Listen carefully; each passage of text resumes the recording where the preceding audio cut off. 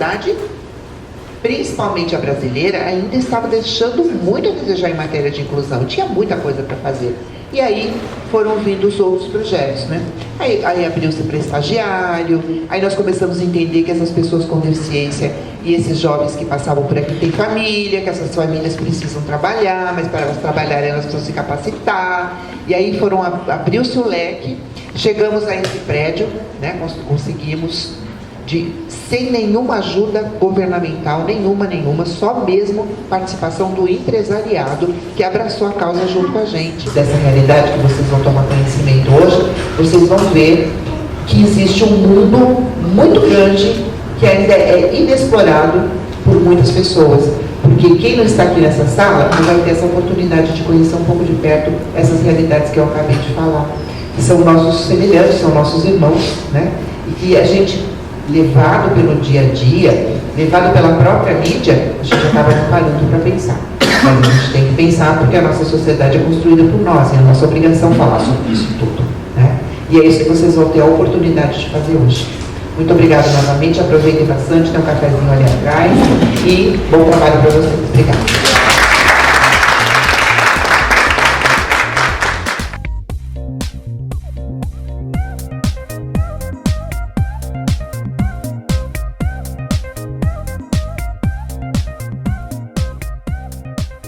Eu entrei no NORAP como funcionário, como colaborador do NORAP, na monitoria dos jovens.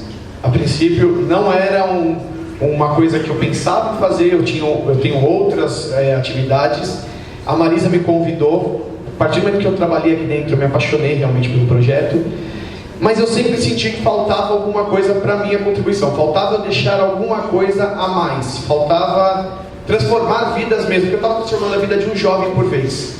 E eu queria tentar fazer alguma coisa um pouco maior. Dessa necessidade, numa conversa com a Marisa, surgiu a ideia do portal Inclusão 360. Foi uma loucura. Eu tive aqui dentro, eu estava até conversando, a gente tem alguns amigos, o Lucas, né? O Lucas, por exemplo, que vem do ambiente de startup. Dentro de startup a gente tem uma questão de inovação muito rápida. E aqui dentro do NORAP, apesar de ser uma instituição, tem esse espírito de startup de tudo acontecer muito rápido. Em 30 dias eu tive que planejar, programar e executar o portal, colocar ele no ar com parceiros, com tudo mais. A gente fez o lançamento aqui com quase 300 parceiros. Foi muito legal. Hoje a gente tem um corpo maciço dentro do site. A gente ainda está aprendendo, eu digo que ele ainda está em fase beta, então tem muito que ele crescer. Conto sempre com os parceiros, a gente tem diversas instituições que são parceiras com conteúdos dentro do site. E uma das ideias que a gente tinha desde o começo, em outubro do ano passado, quando foi lançado o portal, era: a gente precisa executar eventos para levar a ideia do portal para o mundo real. Como que a gente pode tentar fazer esses eventos tocarem o máximo de pessoas possíveis, sem abalar nossa capacidade que a gente tem aqui dentro, uma capacidade limitada de número de pessoas que a gente pode atingir? Tentando encontrar empresas parceiras que venham, participem, troquem ideias, levem a ideologia do portal para dentro da empresa e assim a gente consiga tornar o mundo mais diverso. Hoje a gente vai falar sobre o mercado de trabalho, mas a ideia, a gente agora tem um projeto de a cada 3 meses vai existir um evento do fórum, vai existir um evento desse fórum. O principal ponto é sempre com um número limitado de empresas para todo mundo ter direito de voz. Então, para hoje nós convidamos 20 empresas, para o próximo a gente vai aumentar isso para 30 e assim consequentemente até a gente atingir o limite que eu estimo em 70 empresas.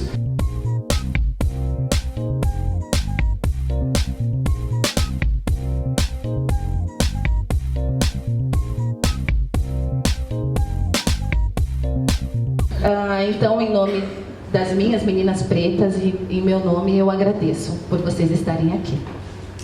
É necessário observar que sem enfrentar esses processos e essas violências todas, sem acabar com modelos institucionais e olhar para as políticas públicas, não dá para discutir desigualdade.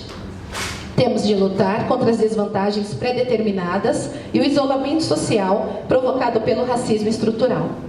Precisamos exercer um enfrentamento sistemático da desigualdade, como aponta o preâmbulo da Agenda 2030 para os Objetivos de Desenvolvimento Sustentáveis. Nós nos comprometemos a que ninguém seja deixado para trás. O desafio atual é compreender os mecanismos indutores de desigualdade, combatê-los para que todos, sem exceção, possam ter direitos garantidos. E eu me sinto uma pessoa representada nesse fórum porque sou filha de nordestinos, nasci na periferia de São Paulo e sou uma mulher lésbica e me considero parda. Eu só não tenho uma deficiência, mas alguns outros marcadores importantes, eu vivi e vivo na minha vida desde que sou pequena. E aí, para exemplificar um pouco como é que eu sinto inclusão na IBM e brincar com o tema de mulheres negras, eu vou contar para vocês um pouquinho da minha vivência.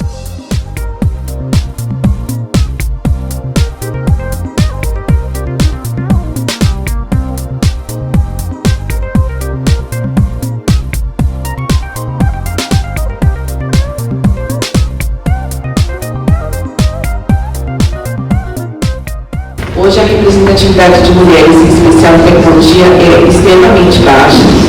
Muitas das empresas não alcançam sequer 20% de mulheres, não só na força de trabalho, mas em cargos de liderança. E isso, para as meninas que estão aqui, não sei se é só com o tema de tecnologia ou nas profissões mais masculinizadas, mas normalmente uma mulher tem que falar 2 ou 3 vezes a mesma coisa para as pessoas acreditarem ou entender que aquela é uma ideia, ou ainda ela diz uma ideia e algum homem se apodera daquela ideia como se fosse dele e a gente fica no anonimato. Então, o que eu tenho aprendido disso? Primeiro, que a meritocracia é algo que a gente precisa contestar no ambiente de trabalho. As empresas e os gestores precisam ser intencionais nesse processo de mudança. Então, não há como a gente progredir na diversidade e na inclusão sem que a gente tenha, de fato, a intenção de fazer a diferença, né? E, por último, eu acho que existe um papel também nosso, de mulheres negras, mulheres com deficiência, que é de não ter medo de se colocar. Eu vi uma pesquisa no LinkedIn que saiu esse ano sobre a força de trabalho feminina e alguns dados sobre como as mulheres se candidatam ou não às vagas. E o LinkedIn consegue provar nesse estudo que as mulheres se candidatam a muito menos vagas do que os homens. E uma das razões pode ser porque a gente quer estar segura de atender todos os requisitos de uma vaga e de uma posição. Então, a gente faz um trabalho de inclusão para conseguir incluir todo mundo da melhor forma possível e também educar para que as pessoas, quando essa pessoa diversa chegar, ela se sinta em casa, ela se sinta bem que queira ficar na nossa empresa também. O que uma empresa, qual seria o principal ponto que uma empresa deveria cuidar para que a mulher se sentisse valorizada dentro daquela empresa? Qual seria o principal ponto? Se fosse para falar um ponto só. Ouvir. Porque eu sinto que as empresas e os RHs, embora feitos por mulheres, muitas vezes desenvolvem programas e iniciativas sem ouvir os funcionários.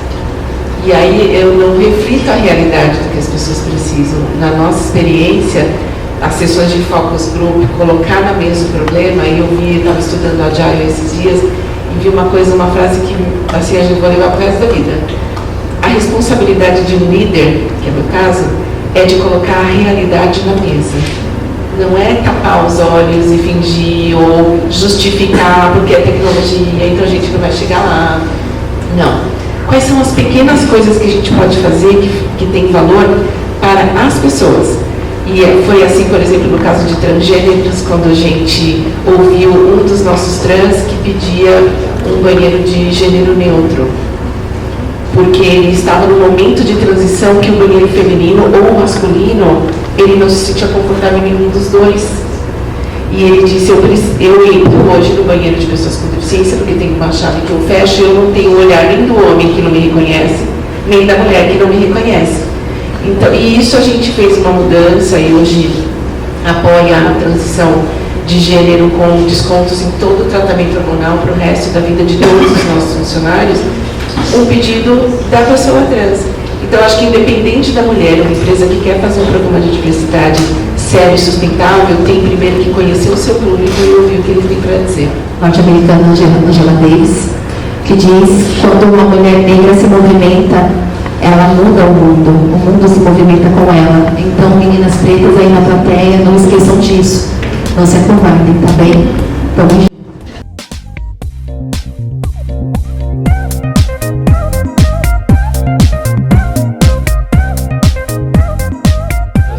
O Brasil é praticamente imigrante, né? Você parar para você ver seus antepassados, tanto na parte servil daquela época, né? Como na parte que mandava na questão social, na questão política, na questão econômica no Brasil, a grande maioria veio da questão da imigração, né? E hoje não é diferente. Hoje o mundo, ele está num contexto muito, assim, como posso dizer para vocês, muito fora do comum na questão da imigração, né? Então a imigração hoje no mundo está muito frequente e aqui no Brasil está sendo diferente. Nós sabemos aqui na Venezuela o que está acontecendo, mas nós não vamos entrar nessa questão, né?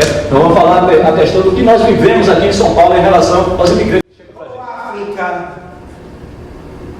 Olha pronto! E a melanina que eu carrego desde quando fui trazido ao mundo.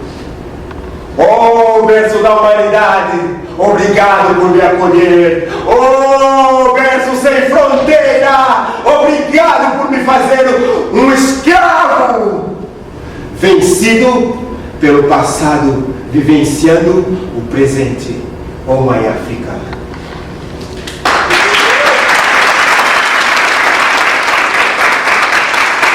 Trabalha com imigrantes de todas as proveniências, entre eles, na sua maior parte, continente africano, naturalmente. A gente consegue perceber a imensidade de imigrantes refugiados na cidade de São Paulo hoje. E então, alguns deles latinos também, e graças a Deus eu venho aprendendo algumas outras expressões também. Gente, acreditem, todo imigrante, todo refugiado, ele tem uma força de vontade sem igual. Ele tem uma força de vontade sem igual. Eu acredito que vocês podem ver isso não olhando para imigrantes africanos, imigrantes europeus ou qualquer outro imigrante latino, por exemplo. Olhem para imigrantes brasileiros que estão lá fora, por exemplo. Brasileiros que migram hoje em dia para o Canadá, para os Estados Unidos, para qualquer lado. Gente, lá ele vive fazendo tudo que ele puder para poder sobreviver. O jovem tem hoje de estar inserido em uma sociedade capitalista onde o termo utilizado para que ela esteja empregada é mercado. Para que essas pessoas tenham potencialidades desenvolvidas dentro dos nossos projetos. Então, o nosso trabalho não pode ser voltado para recrutamento e seleção. Seleção é excludente.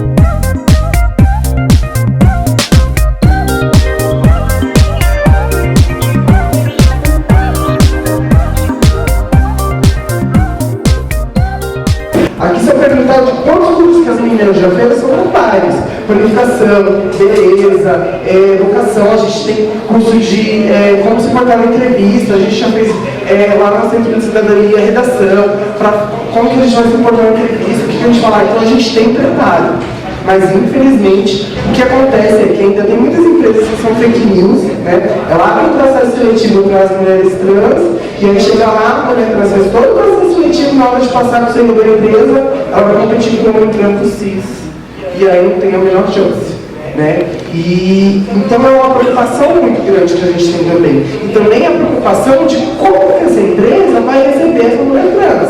Esse é o único grama, né? Se vai ser respeitado todas as questões, porque não adianta a empresa dizer que ela é inclusiva, mas se ela não fizer, por exemplo, nós trabalhamos em cidadania, além de oferecer esse atendimento, a gente também faz sensibilização. A gente vai nos locais para falar como que tem que respeitar a população LGBT e mostrar para as pessoas por que tem que ser respeitado. Então, a gente também faz esse trabalho nas empresas, porque as empresas precisam se sensibilizar para poder respeitar a gente, porque senão não há respeito. Então, e essa pessoa, por mais que ela entre no emprego, que já é muito difícil, ela não vai conseguir permanecer lá dentro, né? Então, assim, é um desafio também a mais que a gente tem. Só consegue trabalho em sala de beleza, os postinhos, né? Mas quero dizer para vocês que eu não vou desistir, o Dourado está aqui, tá? Só com vocês, e é isso. A ideia do projeto é exatamente essa, a gente fazer esse círculo. Eu trago da internet para a realidade, vocês me trazem a realidade e eu levo para a internet. E a gente faz esse círculo. E dessa forma a gente incluindo cada vez mais e mais pessoas.